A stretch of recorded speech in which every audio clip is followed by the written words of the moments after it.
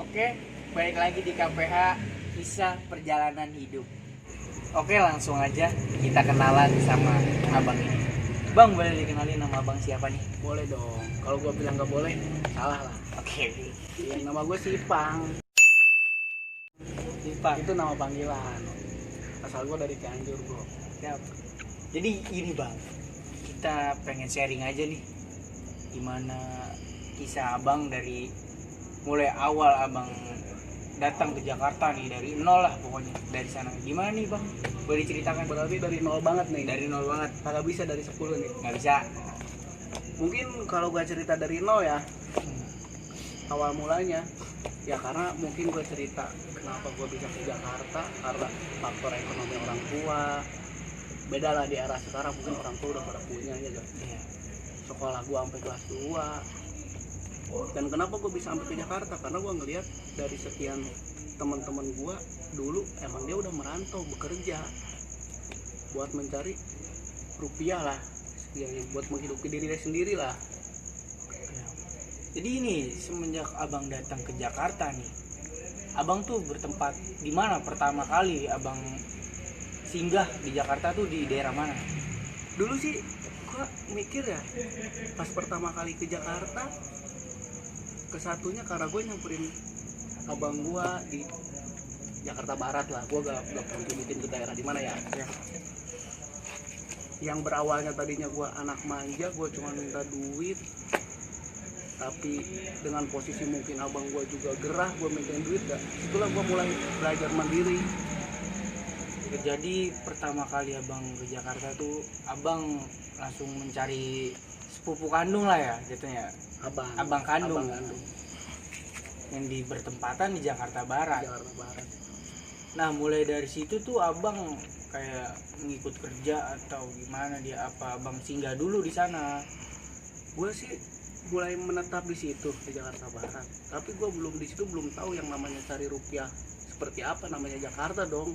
Posisi orang kampung yang berdatangan ke Jakarta pasti kaget banget dong, seperti apalah posisi Jakarta itu, yang dibilang bahwa Jakarta itu lebih kejam daripada ibu tiri lah. Nah gue di situ mulai beradaptasi lah sama bocah-bocah sekitaran.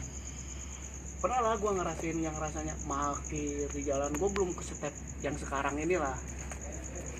Di jalanan mungkin gue seiringnya bocah-bocah kayak bocah-bocah yang benar-benar asli Jakarta Barat lah, gue ngikutin alur dia mereka. Oke bang, kalau kayak gitu.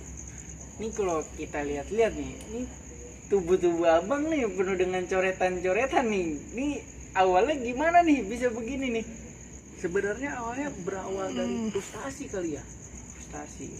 Dari sekian temen gue yang banyak diperhatiin. Jadi begini bang nih, gue kan berlima saudara ya. Kenapa gue dibilang frustasi? Karena gue berlima dari saudara, gue anak bontot. Yang gue cerita dari awal tadi ya, istilah kata gue kenapa bisa terjun ke Jakarta karena berekonomi. Jadi gue frustasinya karena mungkin gue anak bontot, kenapa pas posisi gue ekonomi gue tuh begini. Disitulah gue jadi begini bang, kalau gue perlu cerita mungkin awalnya karena gue berfrustasi dengan faktor orang tua ekonomi begitu. Gue kagak sekolah, gue pertama kali nginep ke Jakarta, terjun di jalanan, gue nyoba nelusuri lah rasanya Jakarta itu kerja seperti apa. Ya beginilah hasilnya. Mungkin ya kalau buat sekarang mungkin seni, tapi kalau dulu mungkin ada arti-arti tertentu lah. Kalau gue ceritain mungkin semua tato gue ada artinya lah. Oke bang, jadi ini kalau dilihat-lihat kan pasti tato punya arti nih bang. Coba dong abang bisa jelasin satu atau dua tato dah, artinya apa buat abang? Mungkin kalau gue jelasin dari pertama tato gue itu terlalu jauh ya. Pasti gue jelasin salah satu lah dari artinya tato gue. Mungkin gue jelasin dari sini dulu dah. Kenapa ini gue bikin kayak lukisan? Karena gue suatu saat gue keluarga, gue pengen mempunyai rumah yang seperti kayak di lukisan ini. Dan satu lagi, gue ngejelasin yang ada di leher. Kenapa gue ada mungkin kayak death buat orang meninggal? Karena gue berpikir seperti inilah, seburuk-buruknya manusia sama sebagus-bagusnya kita pasti bakalan pulang. Jadi gak perlu lah lu meremehkan orang bagus sama orang buruk.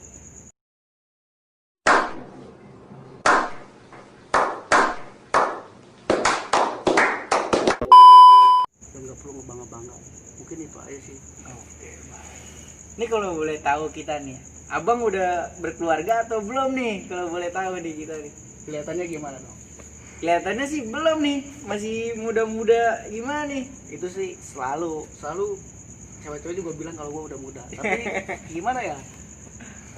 Mungkin wajah itu gak bisa ditebak ya. Iya. Jujur apa bohong nih? Ya jujur dong, masa bohong kita ini. Gue terus terang sih, gue udah married, gue punya anak 3, yang kedua kembar, dan itu cewek semua. Cewek semua, berarti nggak ada cowoknya ini bang ya? Nggak ada. Iyalah, cewek semua, berarti nggak ada cowok nih. Oke nih, kalau kita boleh tahu nih bang, bini abang tuh ngikut abang di sini atau di mana? Gue boleh bercanda dong? Boleh dong, santai aja. Berarti bini yang mana dulu nih, yang keberapa? Lah emang bininya banyak kok. Satu lah, kan bercanda. Oke. Buat sekarang ini setiap gue sih bini gue di kampung. Karena mungkin perekonomian gue juga belum stabil. Tapi anak-anak juga ikut sama bini semua dong di sana. Di bini dong. Kalau anak tuh pasti lebih dominan ikut orang tua cewek lah daripada cowok. Iya benar. Jadi nih abang di sini tinggal sendirian aja apa masih ikut sama abang kandungnya gimana? Bohong apa jujur nih? Masa bohong, jujur dong. Nah kalau gue jujur sih, gue terus terang buat saat ini mungkin gue sendiri. Gue belajar mandiri lah, gue ngekos biar gue ngerasain rasanya mandiri itu juga sama keluarga tuh seperti apa. Ini mungkin abang punya motivasi nih buat anak-anak muda di luar sana yang masih mengeluh tentang pekerjaan. Oke nih bang, ini pertanyaan terakhir kali ya buat abang nih, terakhir. Abang nggak punya niatan apa buat ngebawa keluarga ke Jakarta bareng sama abang, kumpul bareng nih? Emang abang agak kangen gitu sama anak-anak di sana, gimana nih bang? Ya kalau buat ngebawa keluarga ke Jakarta mungkin semua orang yang udah berkeluarga pengen lah kumpul bareng. Tapi ya itu yang dilihat dari perekonomian. Ya kalau dilihat dari gue mungkin gue belum siap lah buat ngebawa family gue tuh, family pribadi ya, maksudnya keluarga gue pribadi. Itu belum waktunya buat di saat dibawa ke Jakarta karena gue pun masih goncang perekonomian gue. Kalau dibilang kangen banget nih bang kayaknya nih. Jelas lah, nggak ada.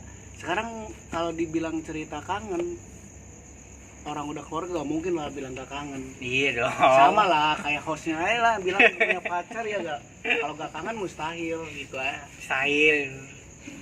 Oke nih bang, makasih nih buat abang nih, buat terakhir kali nih bang. Mungkin abang punya motivasi buat anak-anak muda di luar sana biar enggak mengeluh nih. Kayak abang ini nih, kuat mentalnya nih, udah siap buat datang ke Jakarta.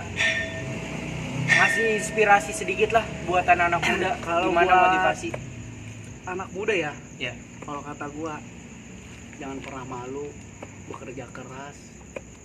Apapun yang itu lu lakuin, mau dipandang orang buruk seperti apa, lu jalanin aja lah apa adanya.